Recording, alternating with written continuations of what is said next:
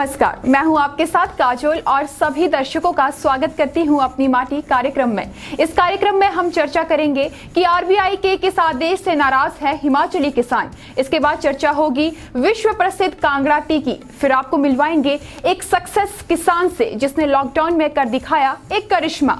और अंत में आपको दिखाएंगे ऊना जिला के बहुचर्चित मशरूम। तो चलिए शुरुआत करेंगे हिमाचल सहकारी सभा से। भारतीय रिजर्व बैंक के एक आदेश ने हिमाचल की सहकारी सभाओं को बड़ा झटका दिया है। सहकारी सभाओं को अब नो मेंबर्स के खाते बंद करने पड़ेंगे। इससे किसानों को सेवाएं दे रही सोसाइटियों को बड़ा नुकसान हुआ है। पेश है गगरेट से ये रिपोर्ट। हिमाचल में सहकारी सभाएं किसानों और बागवानों की बड़ी मददगार है। इन सहकारी सभाओं के दम से प्रदेश में खेती बाड़ी चलती है। जरूरत पड़ने पर तुरंत किसानों को पैसा मिल जाता है। लेकिन रिजर्व बैंक के एक आदेश ने हिमाचल में हजारों सहकारी सभाओं की रीढ़ तोड़ दी है। आदेश यह है कि सहकारी सभाएं नॉन मेंबर्स के ना तो पैसे जमा करेंगी और ना ही नॉन मेंबर्स के खाते चला सकती हैं। इस कारण प्रदेश में नॉन मेंबर्स के खाते सहकारी सभाओं से बंद किए जा रहे हैं। इससे सहकारी सभाओं को एक ही झटके में करोड़ों रुपए का नुकसान उठाना पड़ रहा है। जो सहकारी सभाएं कभी करोड़ों में थी, उनकी क्रियाशील पूंजी अब लाखों में रह गई है। यही हाल रहा तो आने वाले समय में इन सभाओं में कार्यरत स्टाफ का वेतन निकालना भी मुश्किल हो जाएगा। अपनी माटी टीम ने इस ज्वलंत मुद्दे पर सहकार कर्मचारी संघ के प्रदेशाध्यक्ष सरबजीत सिंह ठाकुर से बात की। उन्होंने भी इस निर्णय को सहकारी सभाओं के विपरीत बताया है। उन्होंने कहा है कि आरबीआई के ये आदेश सिर्फ हिमाचल में लागू किए गए हैं, जबकि अन्य प्रदेश ने इसे लागू नहीं किया है। उन्होंने कहा है कि प्रदेश सरकार को अपने इस आदेश पर फिर विचार करना चाहिए। इससे सहकारी सभाओं के कारोबार पे बहुत बुरा असर पड़ा है, क्योंकि काफी सहकारी सभाएं जो है इसके सक्षम है, लेकिन काफी सहकारी सभाओं में नॉन मेंबर्स की राशि काफी मात्रा में जमा है।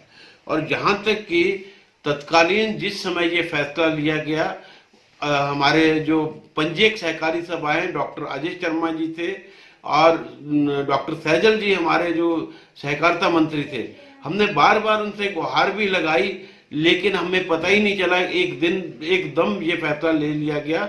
आरबीआई का ये निर्णय जो सर्कुलर है, ये अकेले हिमाचल के नहीं पूरे देश के लिए है, लेकिन काफी स्टेट्स में ये लागू नहीं है। लेकिन हिमाचल स्टेट में कुछ प्रेशर से इन्होंने एकदम ही ले लिया गया। और कुछ लोगों ने तो ऐसे कहा कि सहकारी सभाओं में गबन के मामले आ रहे हैं और इस करके ये सर्कुलर जो नॉन मेंबर की विड्रॉल का निर्णय लिया गया। लेकिन महोदय, मेरा सवाल ये है कि यदि सहकारी सभाओं में गबन नॉन मेंबर से होता है तो क्या वो जो खाएगा वो मेंबर की भी तो खा जाएगा? ये मेरा ख्याल है। इस तर्क से मैं सहमत नहीं हूं, ये दुर्भाग्यपूर्ण है। और दूसरी चीज ये है कि सहकारिता में सबसे बड़ी दुर्भाग्यपूर्ण बात यह है कि एक व्यक्ति जो सभा का सदस्य है, लेकिन वो अपने बच्चों के लिए कुछ राशि जो है, जो कि नाबालिग हैं, उनके खाते खोल के जमा करवा देते थे। लेकिन इसमें लिया गया कि वो जो आउट ऑफ एरिया ऑपरेशन, जब वो सदस्य एरिया ऑपरेशन का रहने वाला तो उसके बच्चे कैसे आउट ऑफ एरिया ऑपरेशन हुए?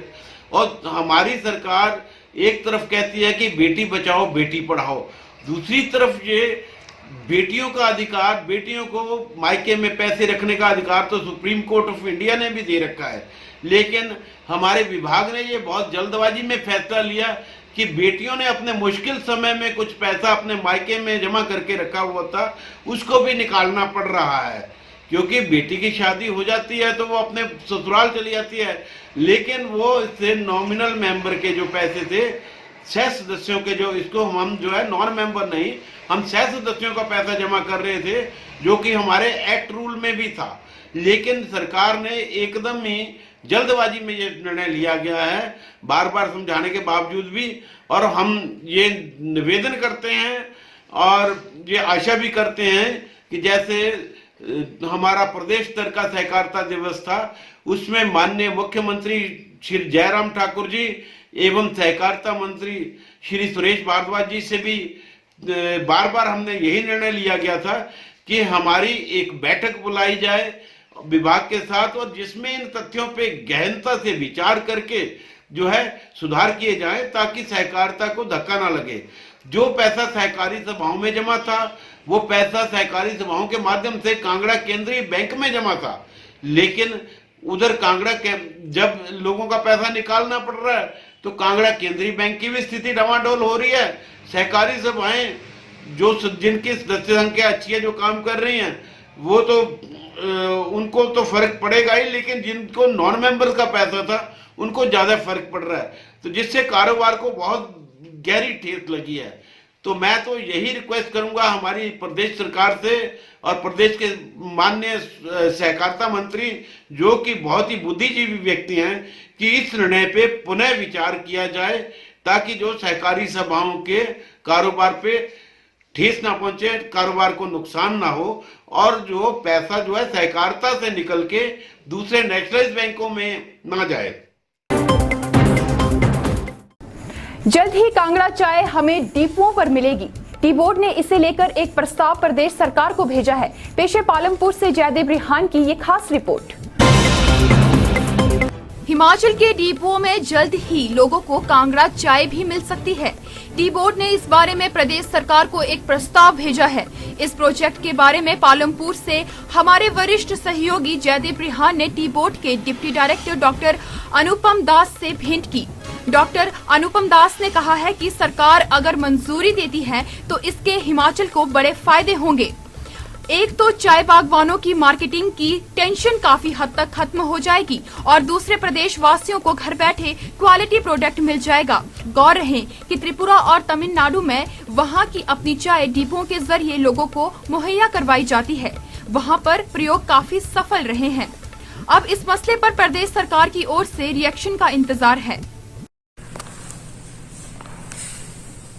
सर, पीडीएस के लिए आपके द्वारा चाय का देने के लिए गवर्नमेंट ऑफ हिमाचल को प्रपोजल भेजा गया था, उसके बारे में थोड़ा बताएं। अभी और किस किस स्टेट में जो पीडीएस का दिया जाता है? ये आपने अच्छा याद दिलाया कि जब डीसी साहब जो डिप्टी चेयरमैन टी बोर्ड, उनका जो विजिट इधर में हुआ था और उसमें जो स्टेक होल्डर्स है उन लोगों के साथ इंटरेक्शन हुआ था, तो उसमें कुछ मुद्दा फॉलोअप के लिए लिस्टिंग हुआ था, जिसमें पीडीएस आउटलेट के थ्रू से कांगड़ा चाय को डिस्ट्रीब्यूट करने के लिए भी डिमांड था। और इस डिमांड का ऊपर में कार्रवाई के लिए हम लोग गवर्नमेंट ऑफ हिमाचल प्रदेश का जो chief controller, director and chief controller of foods and civil supplies, उनको हम लोग आग्रह किया, उनका चिट्ठी उनके पास हम लोग सबमिशन किया कि इसके ऊपर में आप कुछ डिसीजन लीजिए, क्योंकि ऐसे तो कांगड़ा चाय जो प्रोडक्शन उसका कम ही है, लेकिन स्टेट का पॉपुलेशन के हिसाब से ये चाय इधर में ही अच्छे से कंज्यूम हो सकता है। इसको दूर में भेजने के लिए और उसके लिए जो लॉजिस्टिकल एक्सपेंडिचर्स का जो पैसा और खर्चा करने का जरूरत नहीं पड़ता है, और क्विक कैश रिकवरी हो जाएगा। और गवर्नमेंट का जो एक प्रोटेक्शन के इसे जो एश्योरेंस के हिसाब से एश्योर्ड मैंने ऑप्टिक जब हो जाएगा तो क्या होगा, फार्मर्स, बिकॉज ये जो इंडस्ट्री है इसमें 64% लोग खेती करने वाले साधारण खेती वाले हैं, तो उनका चाहे यदि गवर्नमेंट इसको सपोर्ट देता है तो मार्केटिंग सपोर्ट उनको मिल जाएगा, तो जिसमें उनका मनोबल व उनका जो फाइनेंशियल जो स्टेबिलिटी और सुदृढ़ हो जाएगा। तो इसके ऊपर में हम लोग एक चिट्ठी दिया था, और उसके बाद उसका कॉपी भी हम लोग डिस्ट्रिक्ट फूड अथॉरिटीज को भी एंडोर्स किया था, और उसके ऊपर में 2-4 बार हम लोग का हेड ऑफिस से भी उसमें क्वेरी आया था कि उसका क्या प्रोग्रेस है। तो अभी तक हम लोग इंतजार में है कि उसके ऊपर में गवर्नमेंट का डिसीजन हम लोग को जानकारी नहीं मिला अभी तक। तो हो सकता है कि कुछ दिनों में कुछ निकल सकता है, नहीं तो हम लोग का ये भी इच्छा है कि एक बार हम लोग शिमला जाके अथॉरिटी के साथ मिलके इसके बारे में फिर एक बार उनका माने अटेंशन हम लोग ड्रॉ करेंगे और उनका डिसीजन का इंतजार करेंगे। सर, अभी किन किन स्टेटों में पीडीएस के थ्रू चाय को दिया जाता है? पीडीएस देखिए, जैसे पीडीएस टी तो एसेंशियल आइटम है, और इसके अंडर में जो पीडीएस है, पीडीएस में तो ज्यादातर एसेंशियल आइटम को ही करता है। तो त्रिपुरा स्टेट में तो इसका पूरा इम्प्लीमेंटेशन चल रहा है, तमिलनाडु का जो है उनका गवर्नमेंट का ही कुछ 20 कोऑपरेटिव फैक्ट्रीज है, जिसको एपेक्स बॉडी जो इनको सर बोलता है उन्होंने चलाता है। और जयललिता गवर्नमेंट जब पावर में थे उसी टाइम से ही उन्होंने ऊटी टी बोल के एक, क्योंकि ज्यादातर चाय नीलगिरी में होता है तो इसलिए नीलगिरी डिस्ट्रिक्ट का हेडक्वार्टर ऊटी, और ऊटी एक टूरिस्ट स्पॉट है तो इसलिए ऊटी बोलने से पूरा इंडिया का बाहर का लोगों का भी पता होता है। तो इसलिए उन्होंने वो जो पैकेट का जो पीडीएस आउटलेट के माध्यम से उन्होंने डिस्ट्रीब्यूशन करने के लिए जो कदम उठाया था, वही पैकेट का नाम ही उन्होंने दिया था ओटीटी। और ओटीटी में ज्यादातर स्मॉल ग्रोस, क्योंकि तमिलनाडु में 65,000 स्मॉल टी ग्रोस है और उधर में 240 मिलियन केजी में करीबन 100 मिलियन केजी योगदान हो जाता है स्मॉल टी ग्रोअर का। तो इसलिए उधर में स्मॉल ग्रोअर को सपोर्ट करने के लिए, क्योंकि एंटायर नीलगिरी डिस्ट्रिक्ट का जो अर्थनीति व उसका जो इकोनॉमिक जो एक्टिविटीज है इट रिवॉल्व्स अराउंड टी, तो इसलिए वही गवर्नमेंट उसका चल रहा था। It was in I think up to 2013 when I was there, मैं जो उधर में था तो अभी वो चल रहा था। हाल में उसका मैंने कंटिन्यूटी के बारे में सर्टेन करने का जरूरत है, लेकिन लगता है कि गवर्नमेंट जो ये डिसीजन लिया है तो वो बरकरार ही है। जो पीडीएस है, पीडीएस में तो ज्यादातर एसेंशियल आइटम को ये करता है, तो त्रिपुरा स्टेट में तो इसका पूरा इम्प्लीमेंटेशन चल रहा है। तमिलनाडु का जो है उनका गवर्नमेंट का ही कुछ 20 कोऑपरेटिव फैक्ट्रीज है, जिसको एपेक्स बॉडी जो इनको सर बोलता है उन्होंने चलाता है। और जयललिता गवर्नमेंट जब पावर में थे उसी टाइम से ही उन्होंने ऊटी टी बोल के एक, क्योंकि ज्यादातर चाय नीलगिरी में होता है तो इसलिए नीलगिरी डिस्ट्रिक्ट का हेडक्वार्टर ऊटी, और ऊटी एक टूरिस्ट स्पॉट है तो इसलिए ऊटी बोलने से पूरा इंडिया का बाहर का लोगों का भी पता होता है। तो इसलिए उन्होंने वो जो पैकेट का जो पीडीएस आउटलेट के माध्यम से उन्होंने डिस्ट्रीब्यूशन करने के लिए जो कदम उठाया था, वही पैकेट का नाम ही उन्होंने दिया था ओटीटी। और ओटीटी में ज्यादातर स्मॉल ग्रोस, क्योंकि तमिलनाडु में 65,000 स्मॉल टी ग्रोस है और उधर में 240 मिलियन केजी में करीबन 100 मिलियन केजी योगदान हो जाता है स्मॉल टी ग्रोअर का। तो इसलिए उधर में स्मॉल ग्रोअर को सपोर्ट करने के लिए, क्योंकि एंटायर नीलगिरी डिस्ट्रिक्ट का जो अर्थनीति व उसका जो इकोनॉमिक जो एक्टिविटीज है इट रिवॉल्व्स अराउंड टी, तो इसलिए वही गवर्नमेंट उसका चल रहा था। It was in I think up to 2013 when I was there, मैं जो उधर में था तो अभी वो चल रहा था। हाल में उसका मैंने कंटिन्यूटी के बारे में सर्टेन करने का जरूरत है, लेकिन लगता है कि गवर्नमेंट जो ये डिसीजन लिया है तो वो बरकरार ही है। कोरोना ने कई लोगों की नौकरी छीन ली, लेकिन मेहनतकश लोगों का महामारी भी कुछ नहीं बिगाड़ सकती। कुछ ऐसी ही खेती के जरिए कर दिखाया है हमीरपुर जिला की एक लेडी टीचर ने। हमीरपुर जिला के तहत नारा पंचायत का खरूणी नामक एक छोटा सा गांव है। इस गांव की रीता कुमारी कोरोना लॉकडाउन से पहले एक निजी स्कूल में कार्यरत थी। हजारों लोगों की तरह कोरोना के कारण रीता की भी नौकरी चली गई, लेकिन रीता हारने वालों में नहीं थी। रीता ने अपने दम पर आत्मनिर्भर बनने का फैसला कर लिया। रीता ने बताया कि सबसे पहले उन्होंने एक बैंक लोन लिया और एलोवेरा की खेती शुरू कर दी। उन्होंने जून माह में अपने खेतों में एलोवेरा के 5000 पौधे रोपे। दिन रात की कड़ी मेहनत बाद अब उनके खेतों में एलोवेरा खूब लहरा रहा है। एलोवेरा की मार्केट में डिमांड भी खूब है। रीता कहती है कि अगर उनका सीजन अच्छा रहा तो वो आगे आने वाले समय में बड़े स्तर पर इसकी खेती करेंगी। आज हिमाचल प्रदेश को रीता जैसे होनहार किसानों पर गर्व है। ये जी मेन तो लॉकडाउन है। जैसे ही लॉकडाउन हुआ हमारे स्कूल बंद हो गए जी, और हमारा स्कूल में जैसे ही बंद हुए तो 1-2 महीने तो हम ऐसे ही घर में रहे, परेशान रहे। फिर एक दिन मैं गलोड़ गई तो गलोड़ में मेरे एक परिचित मिले। मैंने उनसे ये सारी बात की और उन्होंने मुझे बताया कि मैंने एक इंडस्ट्री चलानी है और इंडस्ट्री एलोवेरा के पौधे जैसे मैं दे रहा हूँ, तो वो भी आप लगाकर जो अपनी जो है वो, जैसे लॉकडाउन में आप फ्री हैं, कोई काम धंधा नहीं है, तो उसमें आप अपना काम जो है वो कर सकते हैं और अपना जो है वो नेक्स्ट टाइम में मुनाफा जो है वो कमा सकते हैं इसका।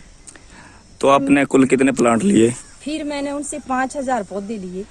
कितने कॉस्ट पे? लेकिन पौधे बहुत महंगे थे। उस टाइम मेरे पास इतने पैसे नहीं थे, फिर मैंने घर में आकर बात की अपने बड़ों से भी, अपने हस्बैंड से भी। उन्होंने मुझे मना कर दिया कि हमारे पास इतने पैसे नहीं, क्योंकि मेरे 3 बच्चे जो है इस टाइम हायर एजुकेशन में है। सभी की जो है वो बहुत ज़्यादा फीसिस जो है वो चल रही हैं, तो वो ही हम कर सकते थे। उस टाइम हम एलोवेरा के लगाने के लायक नहीं थे। तो फिर मैंने क्या किया कि लोन ले लिया पीएनबी से जी। रिस्क उठाकर लोन लिया है, और 1 लाख रुपए लोन पे मैंने 5,000 पौधे लगाए हैं। तो अब जो है उन्होंने, इंडस्ट्री वालों ने मुझे यही हौसला दिया है कि जैसे ही इनके बेबी प्लांट जो है वो आने शुरू होंगे तो हम जो है वो इनको ले लेंगे। तो जैसे मुझे अगर 40 रुपए में पौधा पड़ा है, तो अगर एक पौधा जो है मुझे 2 पौधे भी देगा, तो मेरी जो मैंने कर्ज लिया है उसको भी मैं चुका सकती हूँ, और नेक्स्ट मुझे जो है वो आमदनी भी जो है वो हो सकती है। इससे मैं यही आशा से काम कर रही हूँ और करना चाहती हूँ आगे, कि फ्री रहने से तो यही अच्छा है कि कुछ ना कुछ जो है वो करते रहो, बाकी जो भगवान करेंगे वो ठीक है। वो रुद्रा कंपनी वाले जो सर हैं, उन्होंने ही बोला है कि हम कंपनी में जो है वो उठा लेंगे इनको पौधों को जैसे ही बड़े होंगे ये वो, क्योंकि उनकी इंडस्ट्री लग रही है, एलोवेरा जूस जो है वो निकाल रहे हैं। तो ये जो इनकी पौधों के जो बड़े हो जाएंगे तो 2 साल बाद जो इन पत्तों की कटाई होगी, वो पत्ते भी ले जाएंगे इनके, जो बड़े बड़े लीव्स होंगे उनको ले जाएंगे, इनसे जूस जो है वो निकाला जाएगा। और आजकल हर्बल ही जो है वो ज्यादातर लोग प्रयोग कर रहे हैं एलोवेरा, तो इससे मुझे भी अच्छा लगा कि ये हर्बल की खेती जो है वो नेक्स्ट टाइम में हमें ज्यादा फायदेमंद होगी। अभी आपके लगभग एक पूरे इस खेत में लगी है खेती? हाँ जी, वो 1.5 तो कनाल खेत है ये हमारा। 1.5 कनाल का खेत हाँ है। तो जैसे इसके बेबी प्लांट निकलेंगे तो आप इसको खेती को आगे बढ़ाएंगे अपने जरिए? हाँ जी, अगर मुझे फायदा लगा तो मैं और बढ़ाऊंगी इसको। ठीक है। अभी कब तक तैयार हो जाएगी ये फसल? ये तो 2 साल बताए हैं इसको तैयार होने में जी। और बेबी प्लांट जो है अभी 6 महीने बाद जो है वो तैयार हो जाएंगे। ऊना के मशरूम फार्म में नई नई तकनीकों से खेती की जाती है। इन दिनों यहां हाइड्रोपोनिक तकनीक आकर्षण का केंद्र बनी हुई है। ऊना के खान मशरूम फार्म को कौन नहीं जानता। यह वह फार्म है जहां आए दिन खेती में नए नए प्रयोग होते रहते हैं। मौजूदा समय में इस फार्म में हाइड्रोपोनिक तकनीक से हो रही खेती आकर्षण का केंद्र बनी हुई है। इस तकनीक के अनुसार फसलें बिना मिट्टी के उगाई जाती है, यानी बालू, कंकड़ या पानी में पौधे तैयार किए जाते हैं। इसमें पौधों को सिर्फ 3 चीजों से तैयार किया जाता है, जिनमें पानी, पोषक तत्व और सूर्य का प्रकाश मिलता है। यह तकनीक तेजी से दुनिया भर में मशहूर हो रही है। इसी कड़ी में यहाँ हो रही कमाल की खेती को निहारने जायका की फॉरेस्ट्री टीम पहुंची। इस टीम ने फार्म में पहुंचकर कृषि की आधुनिक तकनीक के बारे में जाना। फार्म के संचालक यूसुफ खान ने विभागीय टीम को विस्तार से जानकारी दी। उन्होंने बताया कि इस तकनीक का यहाँ बखूबी इस्तेमाल हो रहा है। जायका फॉरेस्ट्री प्रोजेक्ट से 12 लोग जो हैं वो 2 दिन के टूर पे यहाँ आए, और जो हमारा यहाँ आने का उद्देश्य है वो है कि लाइवलीहुड पे क्या काम हो रहा है और क्या पॉसिबिलिटीज़ हैं जो लोग जो हैं वो एज इनकम जनरेशन एक्टिविटी कर सकते हैं। तो उसके बारे में हम ज़्यादा से ज़्यादा जो इन्फॉर्मेशन लेने हम यहाँ खान मशरूम फार्म आए।